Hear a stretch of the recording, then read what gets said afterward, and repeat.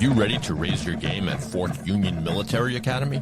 Sometimes described as the West Point of high schools, Fort Union is a leading college preparatory Christian boarding school for young men grounded in the structure of discipline of the traditional military academy model, and scholarships are available. Fort Union Military Academy's athletic program has produced hundreds of college and professional athletes, including 6 Olympians, 2 Heisman Trophy winners, and more than 120 NFL players. Fort Union Military Academy is a private school and is independent of any direct military affiliation or obligation. Schedule a tour and get started on your journey today by visiting fortunion.com. Fort Union Military Academy. Body, mind, spirit.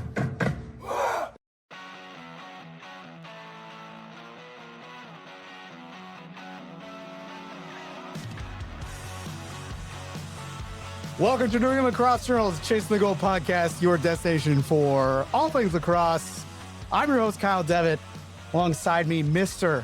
Owen Hart. What's up, man? Oh, we were talking about it's almost that time. College is coming right around, and soon enough, we'll be on a field. And we were talking about looking. We were like, man, we'll be in a gym. What are you talking about?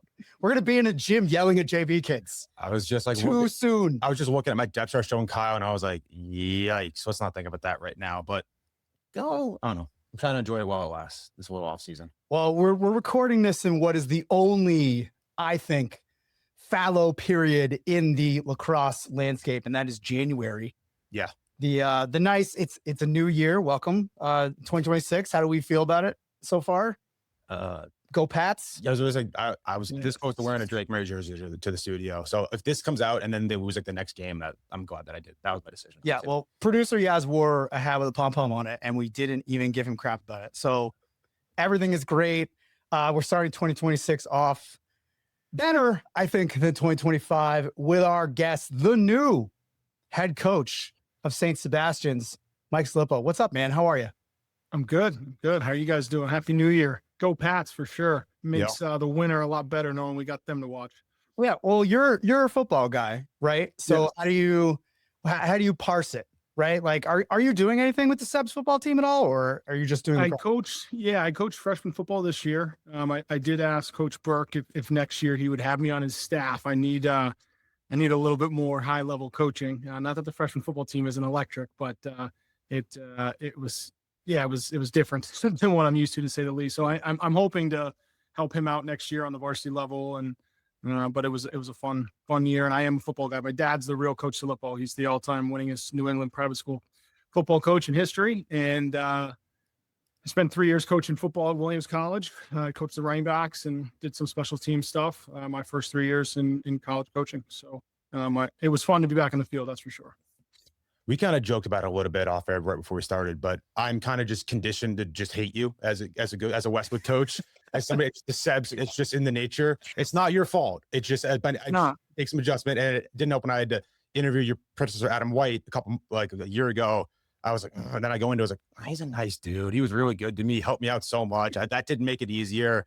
And now this is gonna humanize you. That I'm gonna end up liking you too, but just. It's not personal. You might not. I'm a very dislikable person. You can, you either like me or don't. So, but just as a Westwood coach, couple kids on that side went throughout the years, and I'm like, but it's all good. No hard feelings. Yeah, Donnie Varnaren. I mean, he's one of my favorite kids of all time. I was going to bring that up. I bet he thought he was going to spend more time with you than he ended up doing because he was just our offense at Westwood and got there. I was like, nope, we have college level kids now. You can go back to the defense. Yeah, exactly. You get paid to stop people from scoring goals, not scoring goals. Right? Yeah. Let's talk a little bit about your transition. You were at BU for quite some time, helped build up that program, build up that offense. I think at one point you were interviewing for other D1 openings and things of that nature. How did this opportunity at Sebs, first of all, kind of get on your radar and then materialize? Because I think those are two very different things. Yeah. So I was lucky enough to spend 9 years with Ryan Poley in the Boston University staff, program, athletic department, et cetera. It was an awesome time being the offensive coordinator, recruiting coordinator. I'm very blessed to have had that experience.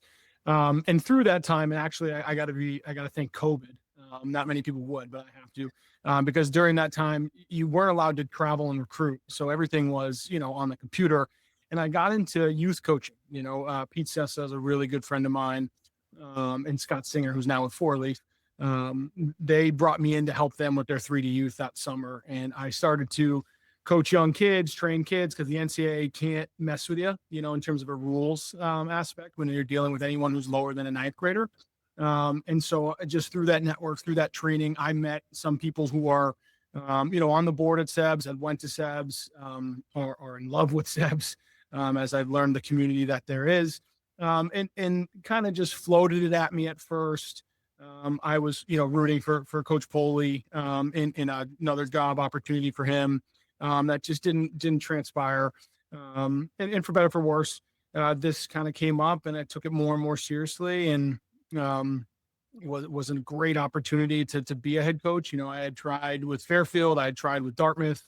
I had turned some other coordinating positions down that just weren't right, because my wife, my family is here, and I'm a family first guy, and that's a big thing that Coach Poley and I were all about at BU, and thought through the people that I know, the people that are at Sebs, meeting with Brendan Sullivan, John Bartlett, Mike Nurbon, the powers that be at Sebs kind of showed me that the family first environment was there.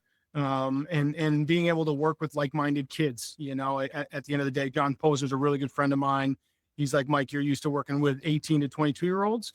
That now you're going to be working with 14 to 18-year-olds, but the mindset is very, very same. They might not catch as many balls, and you might not be able to yell at them the same way, but the mindset, the high level lacrosse, the desire to play at the next level is all there, and you'll find a way to really love it. And I did, I did thus far, even though I haven't coached yet. I've liked my leadership meetings and culture meetings, because I can't do any coaching, but it's been really, really cool, really unique. And yeah, you got to work with some really special players in BU recent memory. Just the offense that you guys had the past couple of years has been really impressive to watch. And I kind of joked around the podcast, I'm a big NBA nerd. I listen to Zach Lowe's podcast all the time. Mm-hmm. They mention like all this stuff, like lineup data and adjusted plus minus, all this stuff that goes into coach's factor. You would have called across ISO cross. You don't have anything near what people have in the pros. So how to utilize the talent you have around you. Just what's been kind of your process and situation of how do we maximize who to play where, who to play with who, and adjusting MIDI lineups and all this? Like, how have you gone about trying to maximize your offensive units and how we can utilize each person on the field? And it's hard when you don't have as much time, and especially in high school going, it's even harder than it was in college. Totally. This is going to probably be my hardest coaching year, because everything that Adam built, which he did an incredible job building over the years, I'm blowing up and doing completely different, and so the guys have to learn everything from scratch. And the season, including playoffs, is 10 weeks, with a week break right at the start. And so, I was very lucky to have the Division I opportunity where you had guys for 8 months, right? And you could really build out and take your time and play with some things after you kind of built a baseline. And I'm always been a big believer, and this is a Coach Long back at Ithaca College where I played and spent some time coaching, that, less is more, simplicity is king, because the hardest thing to cover is speed, right? And that speed of passing and catching, that speed of dodging, that speed of motion. The more confusing you get in terms of, I got to move here, then I got to go there, the tougher it is to make reads. So I feel like the offensive system that I've ran for, 12 years now, will fit in that, tight window. The uniqueness that you brought up is the personnel piece, right? You can really build out and figure out who you can trust, because you're with them for 6-7 months before you need to peak in May, right? April, May. I'm going to need to figure that out really quickly. And I'm lucky that the culture of St. Sebastian's is that these kids are super committed to lacrosse. They're lifting in the fall, in the winter. We have great captains. We're doing the box stuff. They do captains practices, all this stuff. We have a huddle, all the film, blah, blah, blah, all that they do. And so, I can't give you a great answer on how I'm going to mix it up, because a lot of it is going to be learn as I go. I was lucky to hire James Leary, who's come back from 3D Georgia. He's been a head coach down in Georgia. He's going to help kind of me as a head coach, who's going to coach the offense and coach the ride.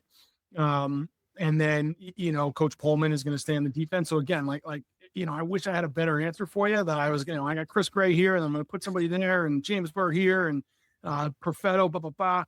I do have an idea of what my personnel is, and I think we will look a lot like our 2019 team at BU when it was Chris Gray, which is, Frizzoli, and that's quite the compliment. And then we'll have, we have one lefty returning and a really young lefty who's going to compete to make varsity and hopefully play for us. We'll see what happens. And then Ty Curry, who's going to be James Burr, and Quincy Quillard, who I think could be Brendan Holmeyer. So I have it in my brain, but I haven't seen it in front of me, and again, I'm a big visualizer when it comes to kind of putting pieces together and playing chess, but I could be completely wrong. Because I've been wrong before, I'm going to be wrong again. And, but I'm excited to do what we did at BU from a schematic standpoint, 10-man ride, the 42 offense that I run. That's very, very, again, very simple. And then Coach Pullman has a pretty unique defense that he's used, and it's simple, it's aggressive, and we're going to let some pieces run around and take chances and have some fun. And David Hom at the X is pretty good for the ISL. That's for sure, going to BU. So, again, not a great answer for you because I haven't got my hands on it. Maybe next year, if you bring me back, I'll give you a better feel for what it'll look like. Yeah, the BU fade to the back pipe for the tap-in. It's my favorite part of top-ups. That's like, I can't tell you how many times I just watched Burr do that, and I'm like, oh, what a great job that is. That's got to be the most fun job in lacrosse, is just, you're the finisher. Like, I'm just here to finish. You guys did so much work. Thank you so much. Bang. That's the part of being an attackman. It's literally the best thing ever. Yeah. It's like, he could really shoot it. I mean, it wasn't just like shooting with him too. Like he had like that high crease range, but just inside, he didn't do like 27 fakes. He was like, ding, ding, balls in. Like, I can't tell you how many times I've been screaming at attackmen. Just like, do one move well. Don't do 27 moves. Yep. Don't like do your hitch, rocker, rollback. Like, you just do one thing well. Like, when I talk to young kids ask me like, well, what can I work on? I'm like, what's your best move? And all of them, it's like, oh, my split dodge. I'm like, is it? Great. Let's maybe try something else, right? Because every kid thinks they have a nasty split. Yeah. I'm 47 years old. I think I have a nasty split, but I don't. You know what I mean? Like, I feel like that's like one of those like lacrosse things that's like stuck in your head from being a little kid. Like, oh, I scored my first goal doing this. I'm definitely going to keep doing it. But yeah, no, I'm excited to see Sebs, especially with Frasoli operating in that, he already has that role of like the dictator of the offense and the pace and how everything goes. But the thing that I watched this summer was Curry played a lot more behind the cage for his Massachusetts team. And I really loved, like, if you could put a 2-set in with them, like, that's really going to shred people. Like, honestly, like, the best defenders in the ISL are used to stopping GLE, but I don't know if they're used to, like, rushing GLE or, like, getting behind and trying to make something happen. So I'm super excited to see that. And, I asked him this question this summer of, like, what do you think's gonna change, and what do you think translates from D1 to ISL? And he had the best quote. I'm going to reread your quote to you because it was so good. You said, it's like the Forgetting Sarah Marshall scene where Paul Rudd is teaching Jason Segel how to surf. And he says, no, you're doing too much. The less you do, the more you do. No, too much. Do less. Yeah. Do less. Do less. I loved it. Like that. I took that to heart. I remember this interview in the summer and I was like, I have to use that because that's totally going to impact how I coach, and I'm totally going to steal it. I love it. I love that reference. It's so good. Gold. Let me ask you what your kind of impression was, not just now that you've been there, the initial stuff is out of the way. You've been around the kids as much as you're allowed to, right? Has anything changed in the last couple of months that you've had a chance to interact with them and interact with the school more? Oh, has anything changed besides my baby boy and my lack of sleep? Congratulations. Yeah, thanks. Yeah, I had to throw that in there. Sonny Silipo. He's going to play a money sport too, by the way. He's a football guy. So has anything changed? Man, it's a great question. Again, I think part of the reason I really wanted the job and take the job was because St. Sebastian's has created this community of student athletes, right? I think the ISL and the NEPSAC, I grew up in that world. They've done a really good job of protecting and providing a ton of opportunities for the student, right? And there's this student athlete experience that exists in the Ivy Leagues, the Patriot Leagues, the Big Tens, right? All these great academic institutions. And the ISL and the NEPSAC have really learned from that type of, environment and how it's kind of trickle affected down. It always does, pro to college, college to high school.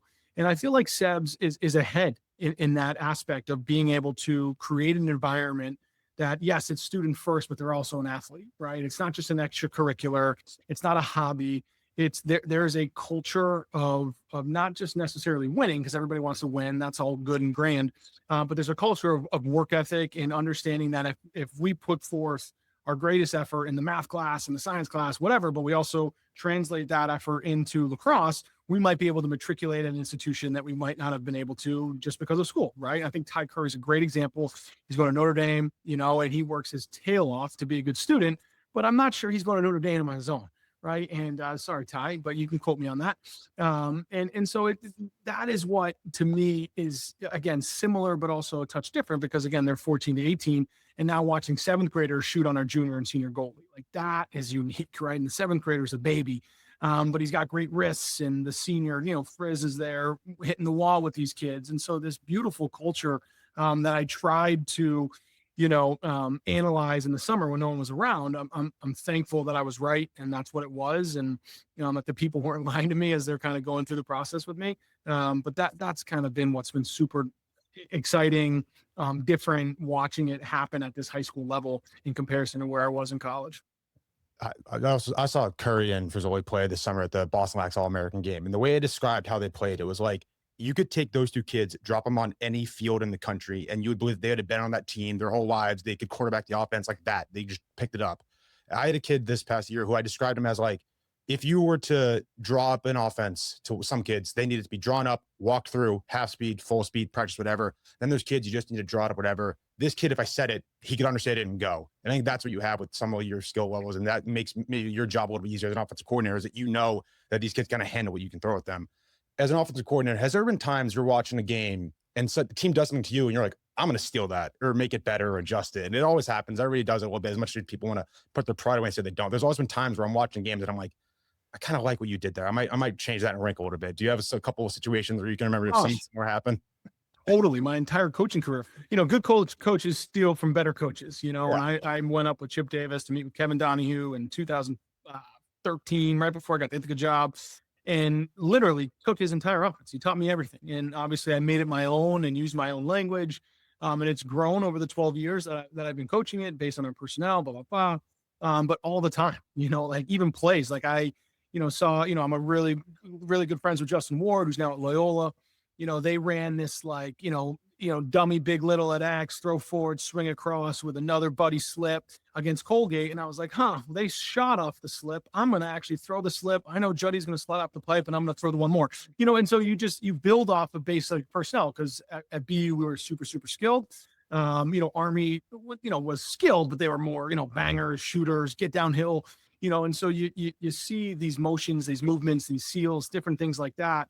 And then you try to, tie it into your personnel, into your players and where they can be successful. And I'm lucky that with Frizz and Ty, that I got a lot of options, and Quincy Coolard, I got a lot of guys. They're going to get a lot of the press, Teddy and Ty, and George and Berkey and Hammer, because they're seniors, as they should. But we got a deep, deep group. And I'm excited to see, who can handle what.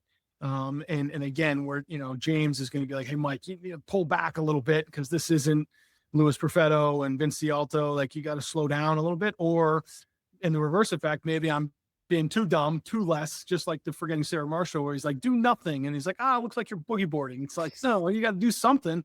That's what makes that whole scene beautiful, is it's like, maybe I'll be able to do more, so it's, again, it's super unique. It's super exciting, but I steal stuff from people all the time. The slip screen is one of the more underused things. I coached in the MIA, not the level, but like when a team ran it on me one time on a man up, because they would always do a roll over the top on a man up, and they kept doing it, and they scored on it. And then the last time, the kid slipped the screen and scored it, and it was the most wide open thing I've ever seen in my life. And I was like, oh my God. But that's my favorite place to steal stuff. I used to, again, I coached the man up at BU, and I would watch, every man up going into Harvard or going into this team. It's like, oh man, you can't cover that. Great. And we'd run it, and I'd call it, Madelon, because Princeton ran it. And it's like, okay, and we'd run it the first set, and just to see, did you guys learn how to cover this? Just for fun, It took me 5 years to convince the coach I coached with to run a wheel. And then we ran it, and then he changed it immediately. And I was like, no, the right side wheel, these guys will switch. He's like, yeah, but we don't have lefty shooters. I'm like, no, it's New Hampshire Division III. No one cares. It doesn't matter. He's like, well, I like to balance. I'm like, I love balance. Balance would be great. We don't have any left-handed players on this team. Okay. We have to run it over here and make them think we might go over here, but never go over there.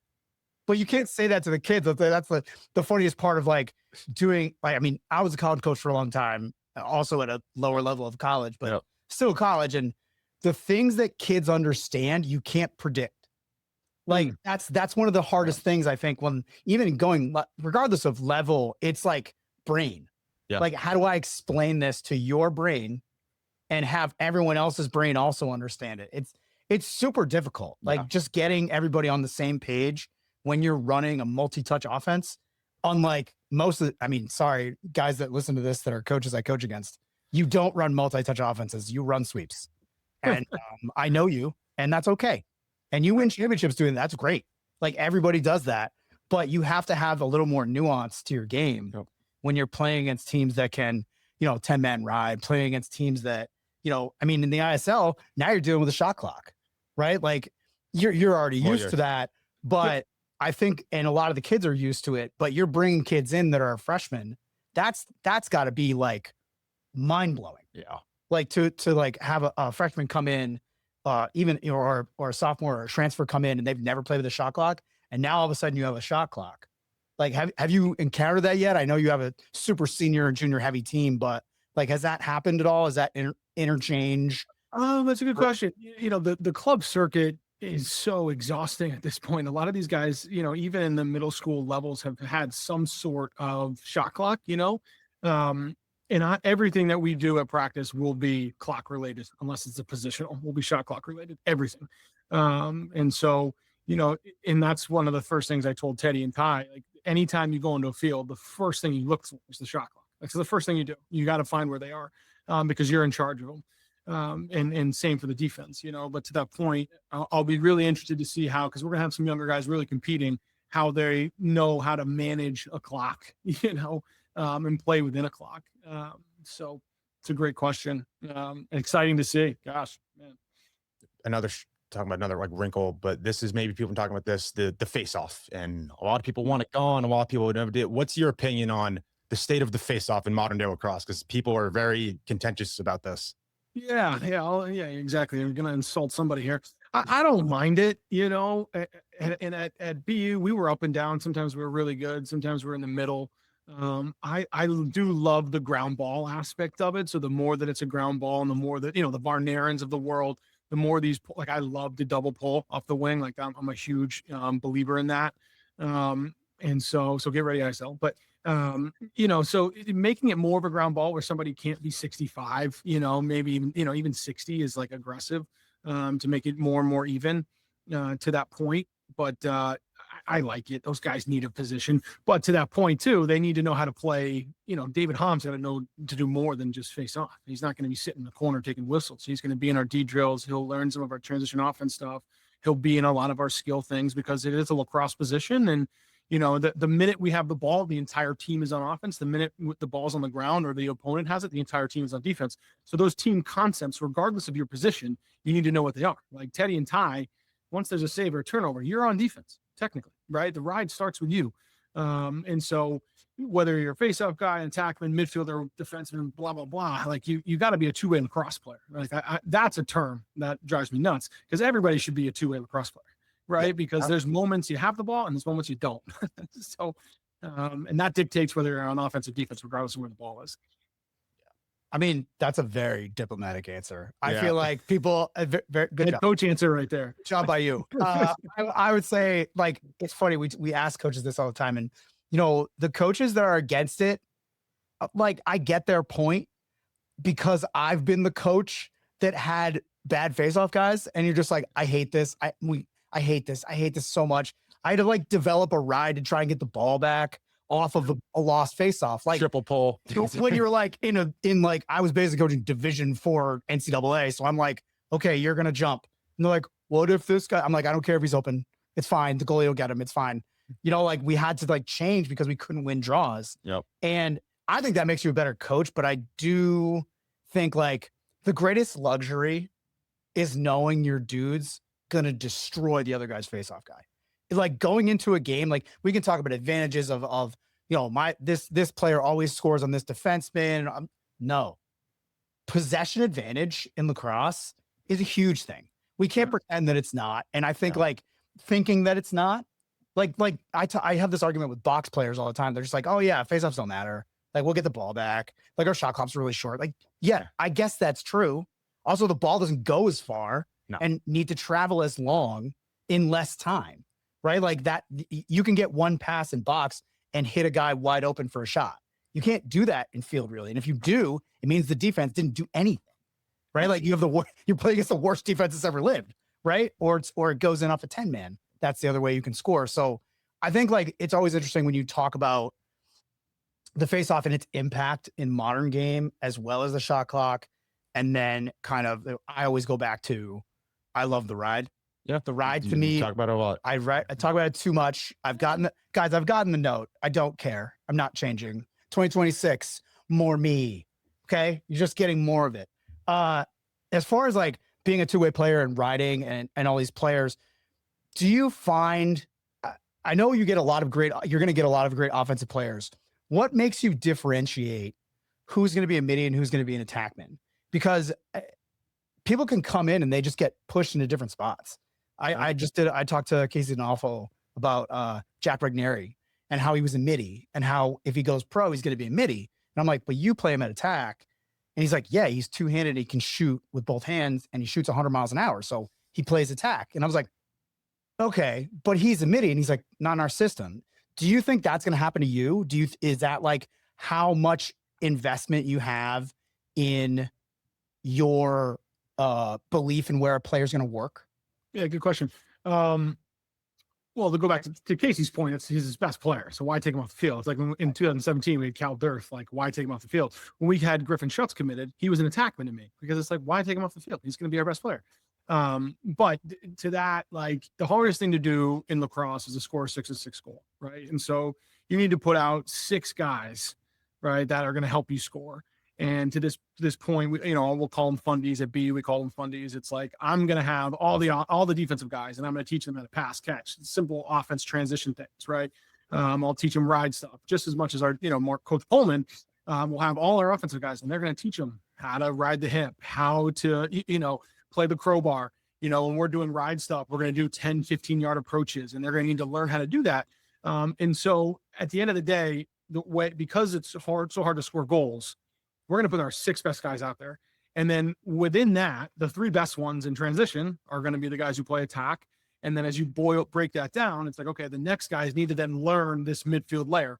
And they will all hear from me, and they already have. If you can't buy into that layer because you're, in the midfield, you got to play in that layer. You got to be able to get over the midfield line sub or play just this aspect of the ride.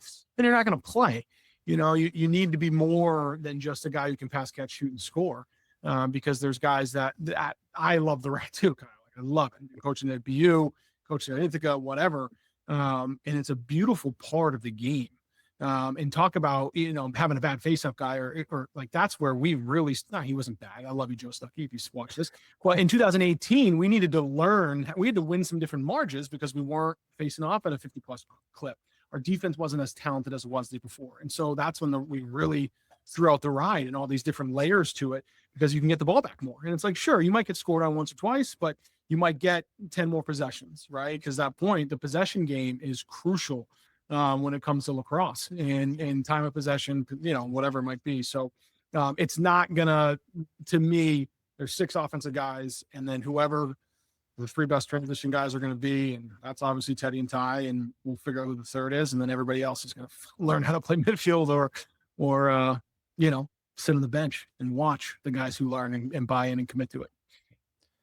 Similar to how I said that I'm just conditioned to not like you because of that. Right. Have you been ingrained yet? The Seb's Bell Hill rivalry, has that been impressed upon you of how important that is and how you have that date circled on the calendar yet? Does that come up a lot? May 9th, brother, Friday, last game of the season. And Coach Sullivan is like a really good friend of mine. He's one of my first, when I was at Williams, he's a Williams guy. He was I call it the other boys school, even though RL's a boys school too. And there's probably somebody else in the ISL that I'm missing. I'm sorry if I'm insulting you, but to me, they're in Sebs, they're the other boys school. That's all we think about. We just beat them in hockey 5-2. Thank you very much.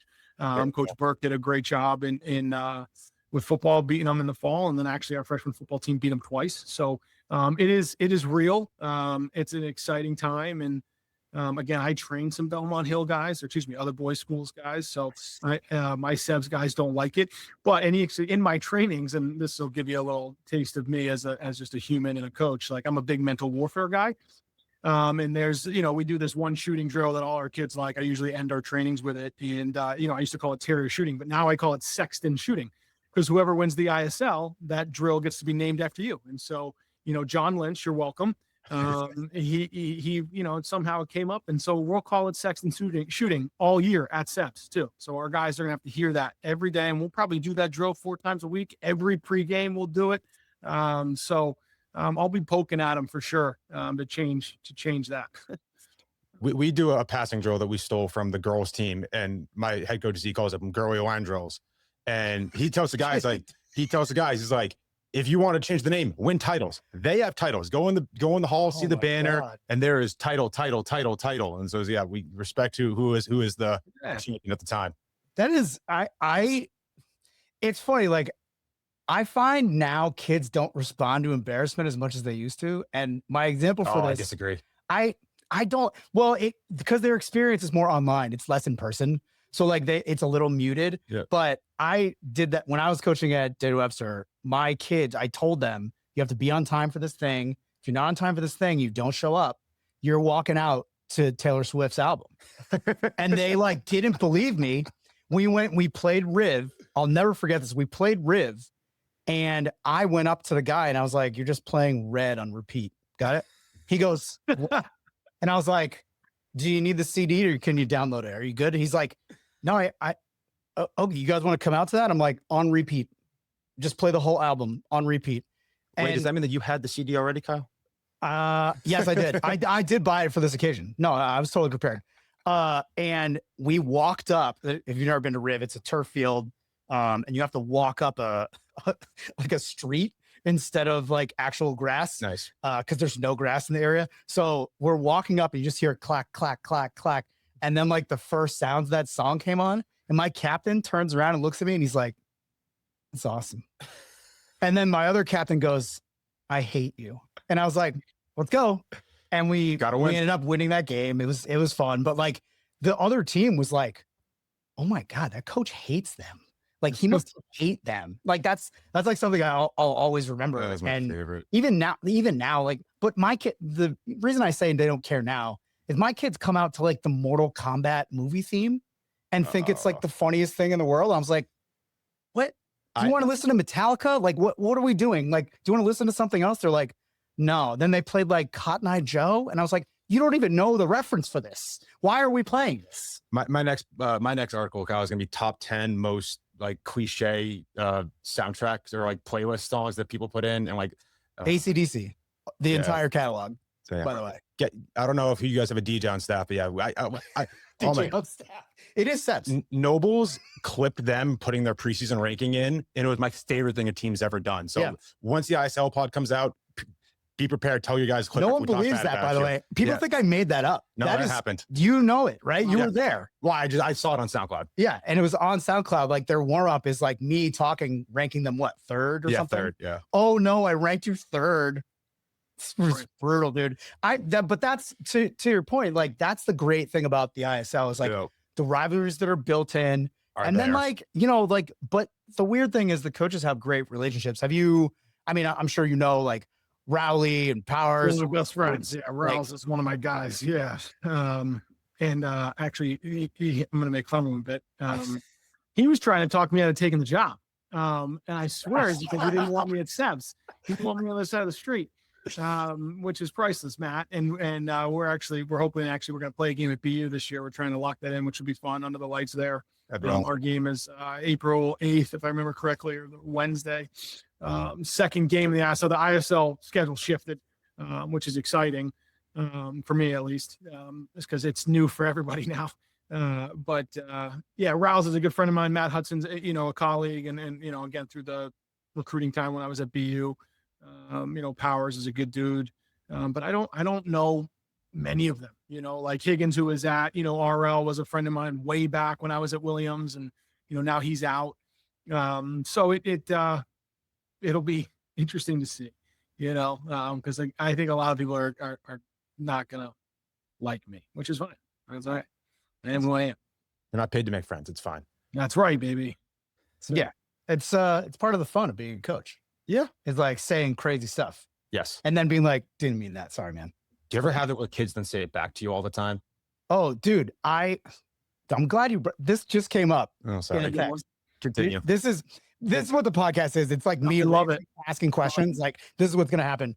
I had a kid who played for me my first 2 years at Hopkinton, and he went on to go to Montana State, and then he transferred to St. Mike's, and we're like super close. And he's like, hey, remember that time we were going to play like Bishop Brady is the other kind of private school, but not really school, like day school near us in our division. And they had like put something on Instagram that was like huge game against Hopkinton, playoff implications. And like, we've never lost to them. So like he sent me the thing and he sent me the photo of the Instagram, and I sent him back a 1-line text that was like, we're going to grind them into dust. And he tells me, he's like, remember when you said we're going to grind them to dust? That's my favorite thing. I still say it. All my friends still say it. Grind it to dust. Like, remember Coach Dev said we're going to grind them to dust? Like, it's like a thing that's like kept up with like the team, like through, even though he graduated like 3 years ago, like he still is like, grind them to dust, coach. Like, that's kind of become a call sign, I guess. I'm going to use that this year. You should. Grind them to dust is good. It's kind of hard to like get super motivated to like against every single team you play against. Like, I don't know if you do the pregame speeches. I'm a pregame speech. Like, that's my role. Like, we're doing a crazy pregame speech. I'm stolen from I have nothing left. I've stolen from Rocky. Every sports movie ever has come out of my mouth to these kids. I have to make up new stuff.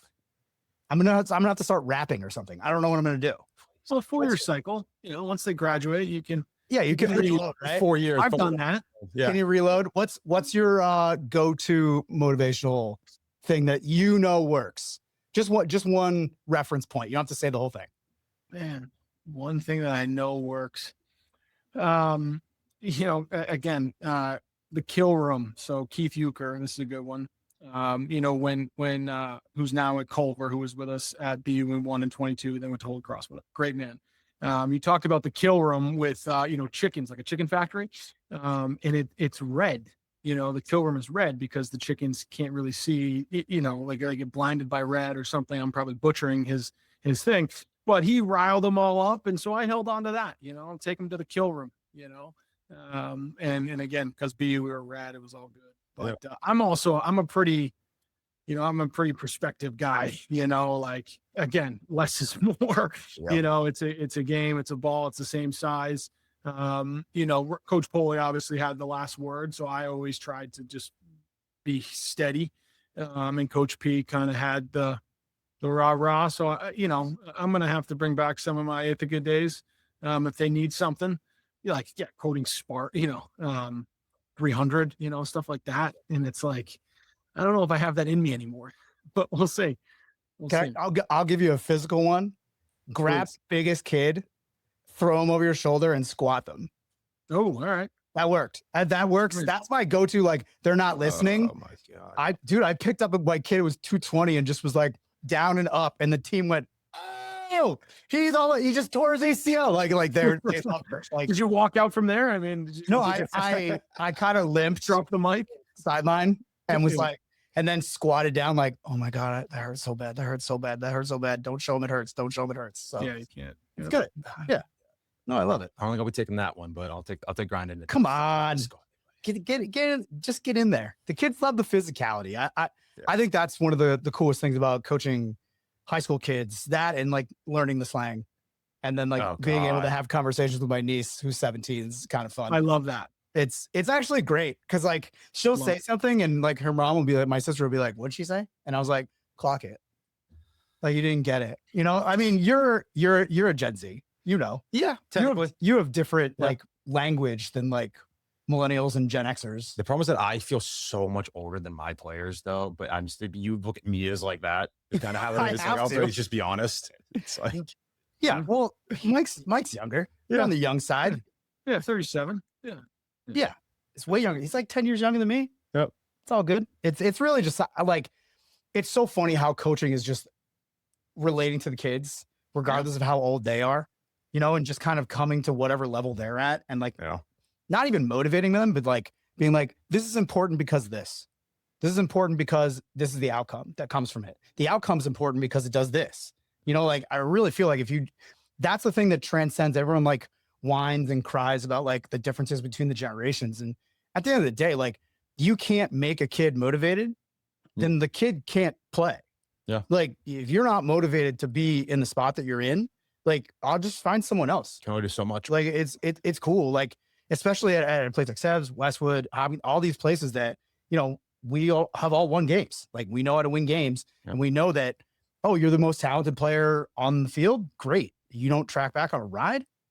That's not great. You know, like teaching the importance of all these things is huge to kids. And, you know, I don't want to get you too controversial, but I like to ask coaches that I have decent relationships to this question. It's like the club system versus the prep system versus the public system.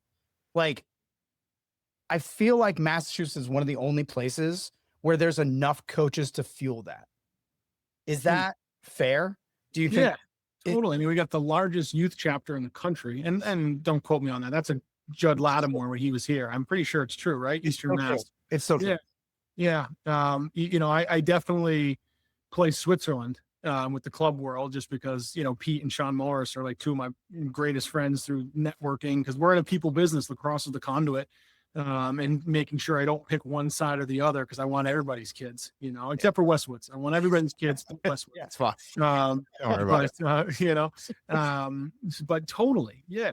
And I think that's a good thing. You know, I think that's a good thing that lacrosse is important here. You know, this has been a hockey area for so long, and it still is.